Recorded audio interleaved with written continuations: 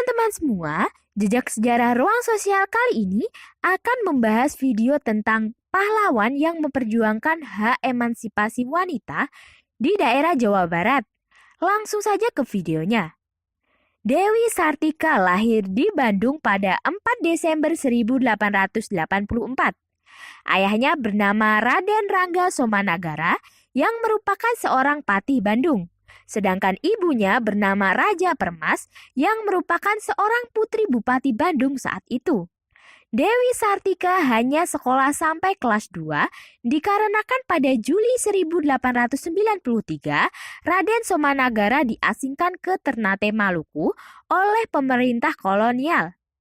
Dewi Sartika kemudian diasuh oleh pamannya yang merupakan kakak kandung dari ibunya yaitu Nyi Raden Ayu Raja Permas. Patih Arya. Paman Dewi Sartika memiliki nama lengkap Raden Demang Surya Karta Hadiningrat yang merupakan seorang patih di Cicalengka. Pengasingan ayahnya dianggap sebagai aib bagi golongannya. Maka ia disambut dengan dingin dan diperlakukan berbeda di rumah pamannya itu. Ia mendapatkan banyak pekerjaan rumah dan mesti rela menempati kamar belakang sebagaimana pelayan. Pekerjaan lainnya adalah mengantarkan saudara sepupunya untuk belajar bahasa Belanda ke rumah Nyonya Belanda. Namun, Dewi Sartika sendiri tidak diperbolehkan untuk turut belajar, sehingga hanya menyimak dari kejauhan. Dari situlah terlihat bahwa Dewi Sartika memiliki minat yang lebih terhadap dunia pendidikan. Ia memiliki kemampuan bahasa Belanda. Semasa kecil, Dewi Sartika senang bermain peran sebagai guru bagi teman-temannya. Di antara gadis-gadis sepupunya itu, hanya Dewi Sartika yang mengenyam sekolah dan bisa baca tulis. Maka Dewi Sartika sering dimintai tolong untuk membacakan surat cinta dari pemuda terpandang atau tunangan sepupunya. Hidup di dalam rumah pamannya, Dewi Sartika meningkatkan ilmu pengetahuan terkait adat istiadat budaya Sunda. Lingkungan rumah Raden Demang Surya Karta Hadiningrat merupakan tempat belajar adat priayi dan bukti feodal Sunda, di mana perempuan dianggap cukup bergantung pada jaminan hidup dari ayahnya atau suaminya saja. Disitulah jiwa Dewi Sartika mulai bergejolak dan ingin melihat kaumnya jadi pribadi yang mandiri dan independen.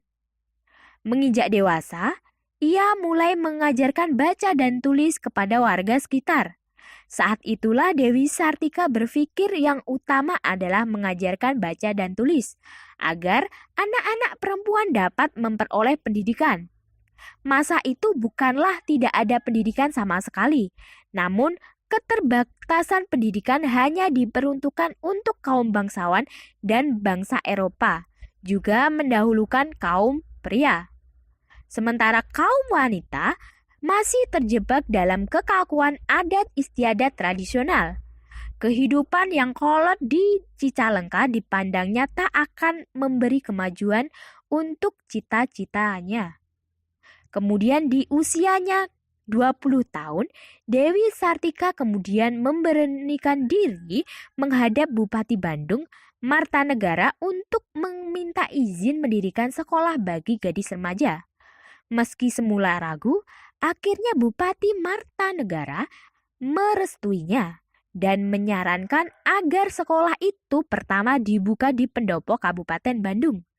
Pada 16 Januari 1904, sekolah istri berdiri dan Dewi Sartika langsung turun tangan menjadi pengajar untuk angkatan pertama berisi 2 kelas dengan 20 murid. Kebanyakan murid-murid ini adalah anak-anak pegawai rendah Kabupaten Bandung. Kurikulum yang diajarkan di sekolah dengan memadukan keterampilan rumah tangga, pelajaran agama, dan bahasa Belanda. Berkat kerja kerasnya itu dan tentunya dukungan dari suaminya yaitu Raden Aga Suryawinata yang merupakan seorang pendidik juga, Sekolah istri berkembang pesat dan memiliki cabang di beberapa kabupaten di Bandung. Selain itu, pemerintah kolonial memperhatikan pendapat-pendapat Dewi Sartika tentang perbaikan kondisi perempuan. Dewi Sartika pula menekan pentingnya pendidikan bagi kaum perempuan. Sudah saatnya diselenggarakan pendidikan kejuruan untuk perempuan sebagai bekal mereka di dunia kerja.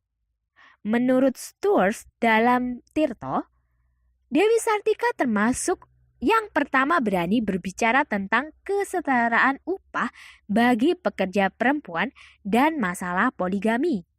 Ia mengkritik upah perempuan yang dibayar lebih sedikit ketimbang para pekerja laki-laki. Dewi Sartika meninggal pada 11 September 1947 di Tasikmalaya.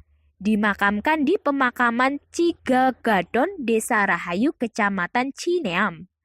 3 tahun kemudian, dimakamkan kembali di Kompleks Pemakaman Bupati Bandung di Jalan Karanganyar, Bandung. Prestasi Dewi Sartika dalam emansipasi perempuan, terutama memajukan pendidikan untuk kaum pribumi, khususnya untuk kaum perempuan, membuat pemerintah Indonesia anugerahkan Dewi Sartika sebagai pahlawan nasional pada tahun 1966. Jika pahlawan lain melakukan perjuangan melalui perang frontal seperti angkat senjata, Dewi Sartika memilih perjuangan melalui pendidikan, yakni dengan mendirikan sekolah. Berbagai tantangan khususnya dalam menentang kekakuan adat, masalah perizinan, dan masalah bidang pendanaan serta masalah lain-lainnya.